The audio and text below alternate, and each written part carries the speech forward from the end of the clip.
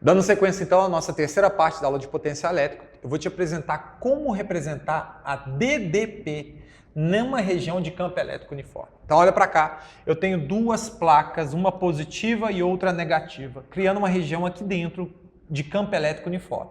Eu fiz uma representação de um único vetor campo elétrico vertical para baixo, em qualquer posição. O campo elétrico tem o mesmo módulo, mesma direção e mesmo sentido. Bacana?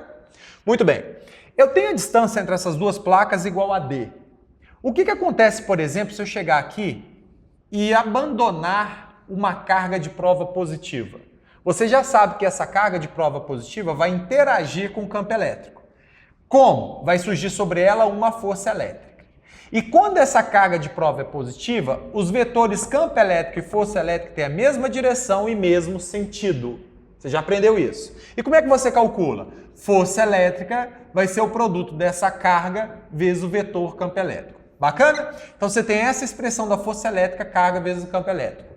Se por um acaso você está com alguma dificuldade em relação à associação do campo elétrico com a força elétrica, você precisa estudar um pouquinho a parte de campo elétrico para entender o que vem a seguir. Tudo bem? Então, muito bem. Se eu coloco essa carga aqui e solto, você já percebeu que ela vai cair. Só que à medida que ela vai caindo, ela vai percorrendo essa distância D, até chegar na outra placa. Tudo bem? E aí eu pergunto, a força elétrica realizou o trabalho? Realizou.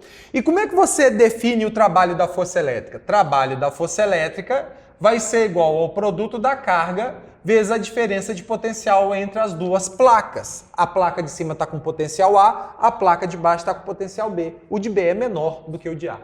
Então, quando você soltou essa carga positiva, ela veio cá para baixo, percorrendo uma distância D, sujeita a uma ação da força elétrica e saindo do maior potencial para o menor potencial. Então, você pode calcular e deve calcular o trabalho da força elétrica dessa maneira. Só que, então, se eu estou em busca da diferença de potencial entre esses dois pontos, eu coloco, então, a expressão trabalho da força elétrica dividido pela quantidade de carga aqui. Só que eu poderia representar o trabalho da força elétrica na mecânica com uma outra expressão? Pode. Essa força, ela é constante. Porque se o campo elétrico é uniforme e a força elétrica é o produto da carga vezes o campo elétrico, em qualquer posição o campo elétrico é o mesmo e evidentemente que a interação dessa carga vai dar o mesmo valor de força elétrica. Assim sendo, você pode escrever a expressão do trabalho da força elétrica como produto da força vezes o deslocamento vezes o cosseno do ângulo. Então como é que você pode escrever aqui, ó? Trabalho da força elétrica seria a força elétrica vezes o deslocamento vezes o cosseno do ângulo. Verifica se o sentido do deslocamento é o mesmo da força elétrica. É? Então esse cosseno é um cosseno de zero. Isso tudo dividido pela carga elétrica. Tudo bem? Só que você já sabe que a força elétrica dividido pela carga, ela me dá exatamente quem? O campo elétrico. Está aqui o campo elétrico. Você já sabia disso. Força elétrica não é carga vezes o campo elétrico? Então a força sobre carga não me dá o campo elétrico? E qual é o cosseno de zero? O cosseno de zero é 1. Então como é que fica a expressão para calcular o que eu quero, que é a diferença de potencial na região do campo elétrico uniforme? Vai ser o produto do campo elétrico vezes a distância. Eis a expressão para calcular a diferença de potencial entre duas placas numa região de campo elétrico uniforme. Não só entre duas placas, mas entre duas superfícies equipotenciais. Basta fazer o produto do campo elétrico, que provavelmente vai ser dado numa questão de vestibular, e a distância entre essas duas superfícies. Ou superfícies equipotenciais ou as próprias duas placas do meu campo elétrico uniforme, ok? Então, um adendo aqui para a DDP na região de campo elétrico uniforme.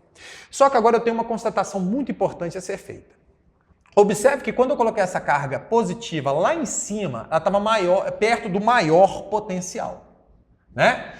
E essa carga positiva, por ação da força elétrica, veio para o menor potencial. Bacana?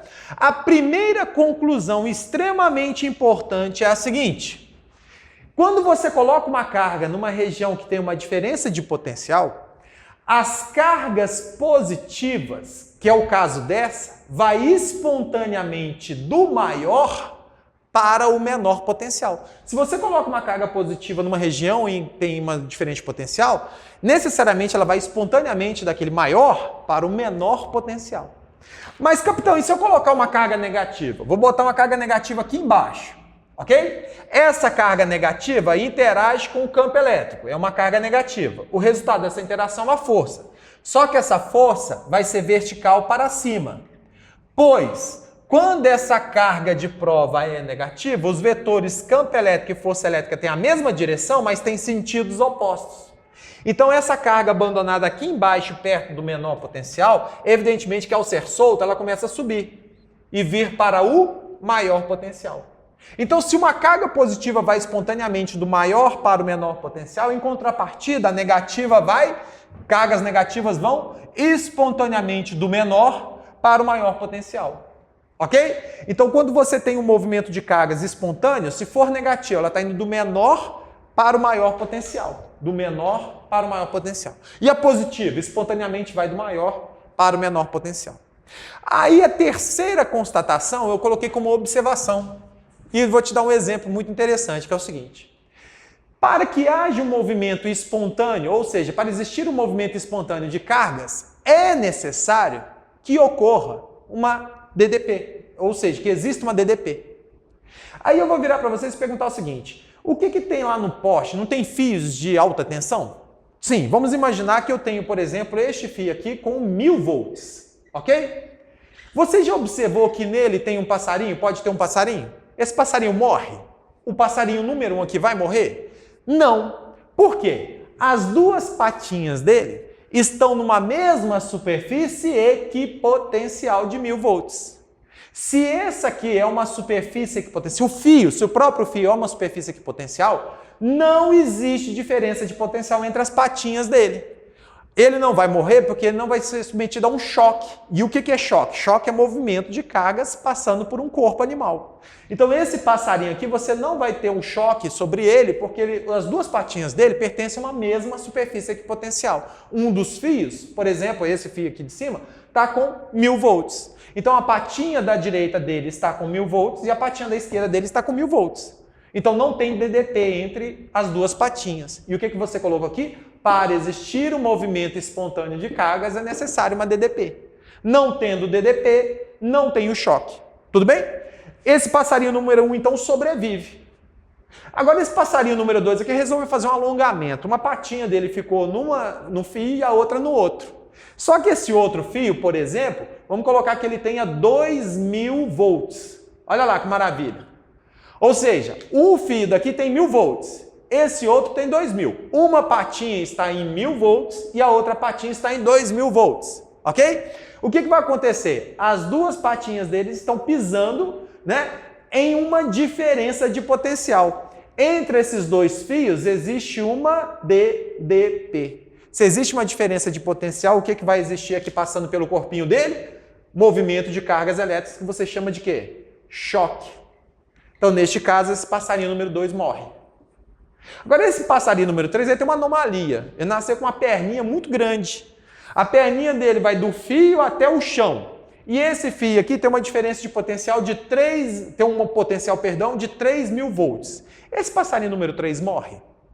Morre. Por quê? Você aprendeu na aula parte número 1 que a Terra tem um potencial sempre nulo. O potencial da Terra é sempre nulo. Se existe um potencial na Terra nulo, o do fio é 3000, entre o fio e a Terra existe uma DDP. Se existe uma DDP entre o fio e a Terra, esse passarinho que tem uma anomalia, que nasceu com uma perninha muito grande, que foi do fio até o chão, está pisando uma patinha em 3000 volts e a outra patinha em 0 volts. Então, neste caso, vai existir uma diferença de potencial entre as perninhas, vai ter o movimento de cargas pelo corpinho dele, vai ter o famoso choque.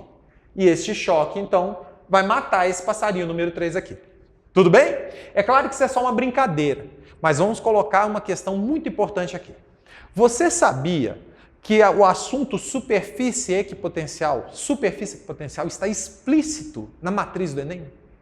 Não está assim subentendido que está dentro da matéria potencial elétrico. Está lá. Potencial elétrico e superfície equipotencial. Só que até hoje nunca caiu uma questão de superfície equipotencial na prova do Enem, até agora em 2015. Então pode ser que agora, no vestibular de 2015, tenha lá para você uma questão de superfície equipotencial. Agora vamos tentar relacionar essa questão do passarinho com o cotidiano. Na época de agosto aqui no Brasil, né, mais para o hemisfério, para a região do hemisfério sul, a gente está no nosso inverno. É o tempo de muita ventania. E a gente sabe que é muito comum agora nos meses de julho e de agosto começar a soltar papagaio. E às vezes o papagaio se enrola num fio. E o que as crianças podem fazer de uma forma muito errada? Pegar uma vara de bambu e tentar tirar aquele papagaio lá do fio com a vara de bambu. Eu pergunto se a pessoa que vai tentar tirar, a criança que vai tentar tirar, né? Essa pessoa que vai tentar tirar o papagaio do fio está pisando na terra. Então ela está pisando no potencial nulo. Só que lá o fio tem um potencial? Tem. E ao levar essa vara e tentar tirar o papagaio, ela pode encostar no fio? Pode. E aí você e a vara funcionarão como essa perninha aqui desse passarinho. Neste caso, então, você vai encostar no fio de, vamos supor, né, que seja 3.000 volts e pisando no chão com zero. Então, entre o fio e a terra, passando pelo bambu e pelo seu corpo, existe uma diferença de potencial. Eu te pergunto, você vai fazer às vezes do passarinho número 3. Ok? Então você pode levar um choque, isso pode dar um acidente muito perigoso. Então sempre há uma orientação nesse período de inverno, de julho e agosto, para não tentar tirar os papagaios e pipas que ficam enrolados no fio. Tudo bem?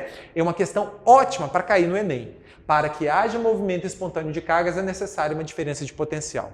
Superfície e equipotencial são esses fios aqui. Cada fio é uma superfície equipotencial. Bacana? Para a gente encerrar este assunto, eu vou apresentar agora o potencial elétrico de uma carga geradora pontual. Então verifique que aqui eu tenho uma carga geradora pontual positiva. E aqui tem um ponto A que tem uma distância D dessa carga. Se eu colocar uma carga de prova aqui, ela vai interagir com o campo elétrico criado por essa carga. E ao interagir com esse campo elétrico, vai surgir uma força repulsiva aqui. Evidentemente que se essa força for única, ela é força resultante. Então se você solta essa carga, ela vai entrar em movimento ganhando energia cinética, portanto, em A. Quando você colocou essa carga, ela acumulou, armazenou uma energia potencial.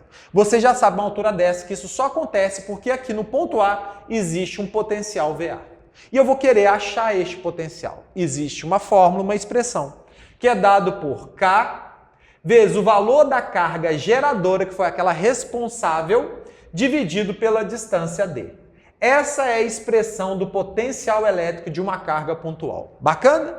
Só que você não pode esquecer que o potencial elétrico é uma grandeza escalar, não é vetorial. Então essa fórmula aqui, a carga não vem em módulo. O que significa que se por um acaso você tiver uma carga geradora positiva, se a carga geradora for positiva, implicará que o potencial em A criado por ela também vai ser um potencial positivo. Tudo bem? Se por um acaso a carga geradora for negativa, isso implicará que o potencial elétrico criado lá no ponto A devido a essa carga geradora negativa vai ser um potencial negativo.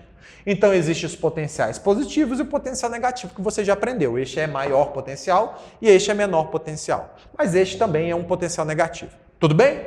Muito bem. Então essa aqui é a expressão para calcular o potencial elétrico de uma carga geradora pontual. A carga geradora pontual é ela que cria aqui um potencial elétrico que, se a carga Q de prova for colocada, ficará submetida a uma energia potencial armazenada, tá? Então a carga de prova colocando aqui, ela ganha uma energia potencial porque existe o potencial em A devido à carga geradora. Observe que a fórmula, a expressão do potencial em A é independente da carga de prova. Agora, então, o que surge sobre essa carga de prova? Do que faz depender essa carga de prova se ela for colocada lá em A? É porque se você sabe que lá tem um potencial elétrico, ela vai ter uma energia potencial elétrica.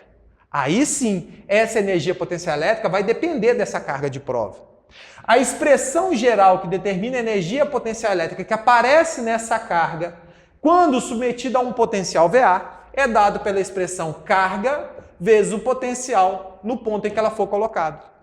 A gente chegou finalmente à grande situação da relação entre potencial elétrico e energia potencial, que eu disse, aluno, nunca deixe de desvincular potencial elétrico de energia potencial. Não por acaso. É porque a energia potencial surge numa carga de prova quando ela for colocada numa região de potencial A. Então, VA é o potencial do local. Bota a carga e o produto disso me dá essa energia potencial. Ok? Não se esqueça, unidade de energia potencial elétrica no sistema internacional é o Joule. Tudo bem? Só que eu pergunto, se essa é uma expressão geral, eu posso usar essa expressão para calcular a energia numa carga de prova, numa região de campo elétrico uniforme? Pode, porque ela é uma expressão geral. Mas e se por um acaso a carga geradora for pontual, como é o caso do exemplo anterior? Aí aquela expressãozinha que eu acabei de te apresentar, você pode usar aqui.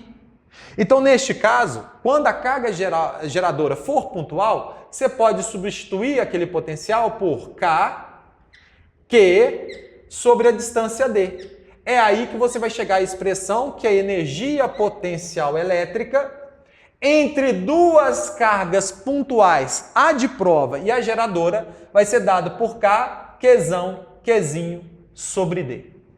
Ok? Tudo bem, pessoal? Então, neste caso, eu espero que aqui, ao final dessa aula, eu possa ter trazido para vocês um pouquinho da nossa revisão da matéria potencial elétrico do primeiro semestre, que foi abordado nos principais cursinhos e também foi abordado aqui na salinha de Física JC. É apenas uma revisão, eu espero que tenha ajudado. Bacana?